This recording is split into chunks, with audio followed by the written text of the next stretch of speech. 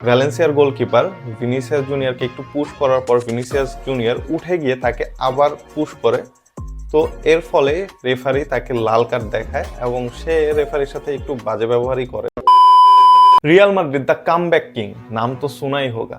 Real মাদ্রিদের নাম আসলেই দ্য কামব্যাক কিং এর তকমাটা চলে আসে। এর পিছনে অবশ্যই কিছু রিজন আছে, আর সেই রিজনগুলোর মধ্যে অন্যতম হচ্ছে টপ 5 লিগে রিয়াল মাদ্রিদের মতো কামব্যাক কোনো টিমই করতে পারে না। মানে সবচেয়ে বেশি কামব্যাকের যে হিস্ট্রিটা আছে এটা রিয়াল মাদ্রিদেরই খাতায়।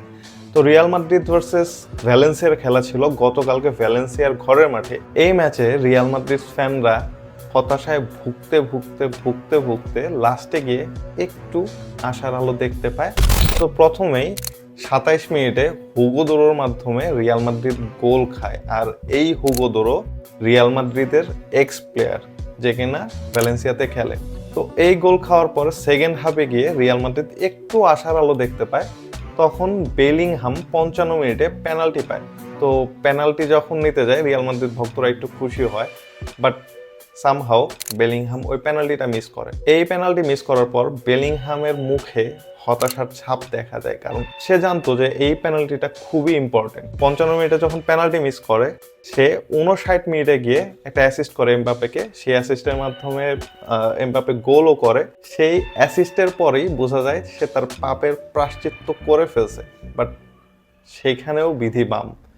রিয়াল মাদ্রিদের এই গোলটাও বাতিল হয়ে যায় অফসাইডের কারণে। তারপর রিয়াল মাদ্রিদ ফ্যানদের সবচেয়ে হতাশার মোমেন্ট, 79 মিনিটে ভিনিসিয়াস জুনিয়র লাল কার্ড খায়। ভ্যালেন্সিয়ার গোলকিপার ভিনিসিয়াস জুনিয়রকে একটু পুশ করার পর ভিনিসিয়াস জুনিয়র উঠে গিয়ে তাকে আবার পুশ করে। তো এর ফলে রেফারি তাকে লাল কার্ড দেখায় এবং সে রেফারির সাথে একটু বাজে ব্যবহারই করে পরবর্তীতে লাল কার্ড দেখার পর। কিন্তু ভিনিসিয়াস জুনিয়রের মতো প্লেয়ারের কাছ থেকে এই সব জিনিস আসলে আশা করাটাও কেমন জানি। মানে ঠিক আছে, ভিনিসিয়াস জুনিয়রকে প্রচুর পরিমাণ মক করা হয়, ভ্যালেন্সিয়ার ফ্যানরা খুবই বাজে ব্যবহার করছে গতকালকে ভিনিসিয়াসের সাথে। তারপরও ভিনিসিয়াস জুনিয়র যেহেতু ওয়ার্ল্ডের বেস্ট প্লেয়ার হওয়ার ক্যাপাবিলিটি রাখে, সেহেতু তার এই অ্যাঙ্গার ম্যানেজমেন্ট ইস্যুটা কন্ট্রোল করতে হবে, আদারওয়াইজ সে কিন্তু টপ প্লেয়ার হইতে পারবে না। ভ্যালেন্ডিয়ার ইস্যুতেও এই সেম জিনিসটাই দেখা গেছে যে ভ্যালেন্ডিয়ারে বলা হয়েছে যে মাঠের মধ্যে এবং মাঠের বাইরের আচরণও এই ভ্যালেন্ডিয়ারে প্রভাব ফেলে, যার কারণে ভিনিসিয়াস জুনিয়র ভ্যালেন্ডিয়ারটা জিততে পারে না। যাই হোক, এই টপিক বাদ। তারপর 85 মিনিটে গিয়ে ওই যে এমবাপে একটা গোল করছিল বেলিংহামের অ্যাসিস্ট থেকে, সেম আবার এই গোলটা করে লুকা মডরিচ। না, এবার অফসাইডে বাতিল হয় নাই। 85 মিনিটে গিয়ে লুকা মডরিচের গোলে 1-1 গোলের সমতায় আসে। তারপর দেখতে দেখতে 90 মিনিট চলে যায়, কিন্তু রিয়াল মাদ্রিদ কোনোভাবেই গোল দিতে পারতেছিল না।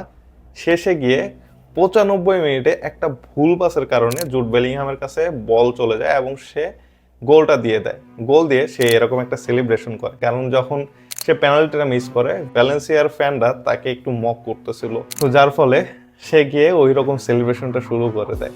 তো যাই হোক, রিয়াল মাদ্রিদ ফ্যানদের বছরের প্রথম কামব্যাক, আর কামব্যাকটা ছিল দেখার মতো। যদিও ভিনিসিয়াস জুনিয়রের এই লাল কার্ডটা রিয়াল মাদ্রিদ ফ্যানদের একটু ভাবাবে, একটু না ভালোই ভাবাবে, কারণ সামনে অনেকগুলো ম্যাচ আছে। এখন বলা যাচ্ছে না রিয়াল মাদ্রিদের এই ভিনিসিয়াস জুনিয়র কত দিনের জন্য ব্যান হতে যাচ্ছে, কারণ আমরা বিগত ম্যাচেও দেখছি ভিনিসিয়াস জুনিয়র নাই, কারণ সে 5টা হলুদ কার্ড খাইছিল, যার ফলে এক ম্যাচ ব্যান ছিল। এবং সেকেন্ড টাইম যখন এই লাল কার্ডটা খেলো এবং রেফারির সাথে যেহেতু একটু বাজে ব্যবহার করছে, সেক্ষেত্রে 3-4 ম্যাচের ব্যান হইতে পারে।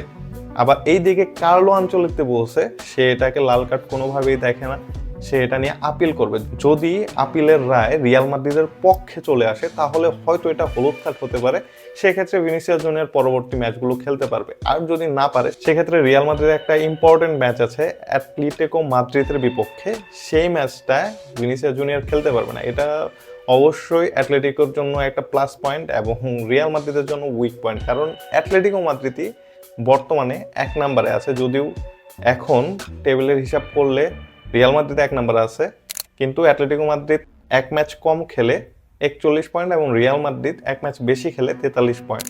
তো পরবর্তী ম্যাচ যদি অ্যাটলেটিকো মাদ্রিদ জিতে যায় তাহলে তো অ্যাটলেটিকো মাদ্রিদ আবার সেই টপে চলে যাবে এবং রিয়াল মাদ্রিদ 2 নম্বরে চলে আসবে।